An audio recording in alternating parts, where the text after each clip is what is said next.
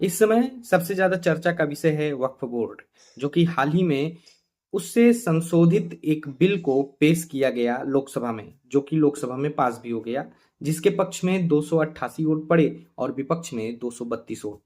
तो आप भी क्या समझना चाहते हैं वक्फ बोर्ड क्या है? आप भी परेशान हैं? तो आइए समझते हैं इस छोटे से वीडियो में वक्फ बोर्ड क्या है। देखिए, अरबी भाषा का शब्द होता है वकूफा। वकूफा का मतलब होता है निषेध, रोकना, और उसी से बना हुआ है वक्फ।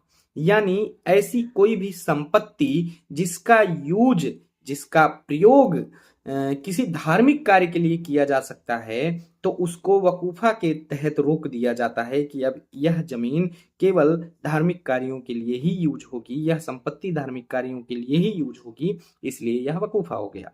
इसी वकूफा से आगे चल के बन गया वक्फ, और यही वक्फ आगे चल के बन गया वक्फ बोर्ड।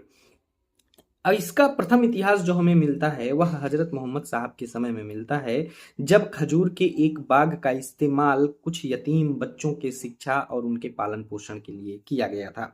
बाद में भारत में भी इसका प्रचलन हुआ, और भारत में इसका इतिहास सल्तनत काल से ही हमें मिलना प्रारंभ हो जाता है। 1950 के दशक में वक्फ संपत्तियों के रख रखाव के लिए एक कानूनी संस्था, या कह सकते हैं एक बोर्ड की आवश्यकता महसूस की गई। इसी कारण 1954 में वक्फ एक्ट के तहत एक सेंट्रल वक्फ काउंसिल बनाने का प्रावधान किया गया। 1964 में पहली बार सेंट्रल वक्फ काउंसिल बनाया गया। फिर उसके बाद हर राज्यों में वक्फ बोर्ड की स्थापना की गई। इस समय हमारे देश में करीब 32 वक्फ बोर्ड हैं। कई राज्यों में तो सिया समुदाय के लिए अलग वक्फ बोर्ड है और सुन्नी समुदाय के लिए अलग वक्फ बोर्ड है। एक एग्जाम्पल आप बिहार का ही ले सकते हैं। तो ये वक्फ बोर्ड का कुछ इतिहास है, और यह वक्फ बोर्ड के कुछ कानूनी पहलू हैं जो मैंने आपको बताया। 1954 में जो वक्फ एक्ट आया था, उसी के संशोधन के लिए 2024 में एक वक्फ संशोधन बिल 2024 लोकसभा में पेश किया गया। अब आइए समझते हैं कि इसका इतना विरोध क्यों हो रहा है। तो पहले आप ये जान लीजिए कि वक्फ बोर्ड के जो कानून, जो पुराने कानून थे उसमें क्या है, और जो नया संशोधन हो रहा है उसमें क्या है। पुराने कानून के तहत अगर वक्फ किसी संपत्ति पर अपना मालिकाना हक प्रदर्शित करता है, तो फिर उसका उसकी अपील मालिक द्वारा किसी भी कोर्ट में या कहीं पर भी नहीं की जा सकती, सिवाय वक्फ ट्रिब्यूनल के अलावा। वक्फ ट्रिब्यूनल में ही जमीन का मालिक उसके लिए अपील कर सकता है। नया संशोधित कानून क्या कहता है कि इसकी अपील अगर कोई वक्फ बोर्ड किसी संपत्ति को या जमीन को अपना बताता है, तो उसका अपील सत्र न्यायालय यानी छोटे न्यायालय से लेके बड़े न्यायालय तक कहीं पर भी किया जा सकता है।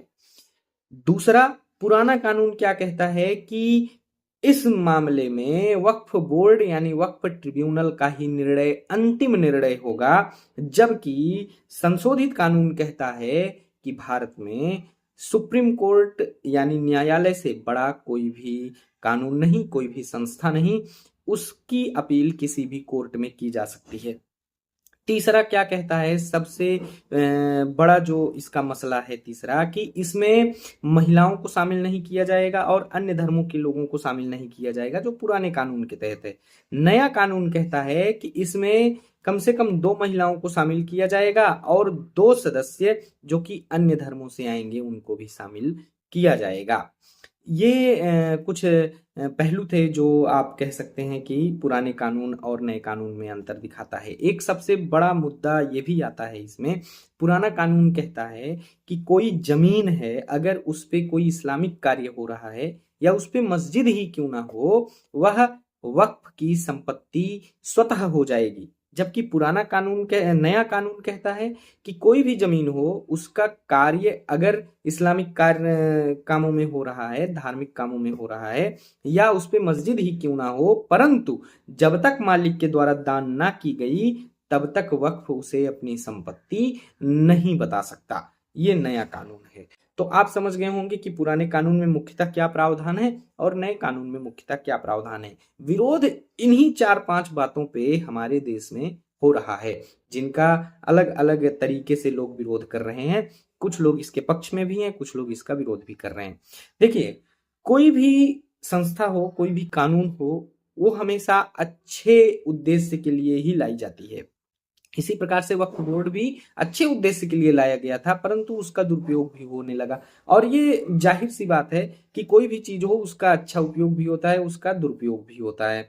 तो अब देखना यह है कि आगे आने वाले समय में इस संशोधित विधेयक के साथ वक्फ बोर्ड में क्या बदलाव होगा, क्या अच्छे बदलाव आएंगे, क्या बुरे बदलाव आएंगे, ये तो आने वाला वक्त बताएगा। आप पढ़ते रहिए, समझते रहिए कि हमारे देश में क्या चल रहा है, हमारे देश की कानूनी प्रक्रिया कैसे चल रही है।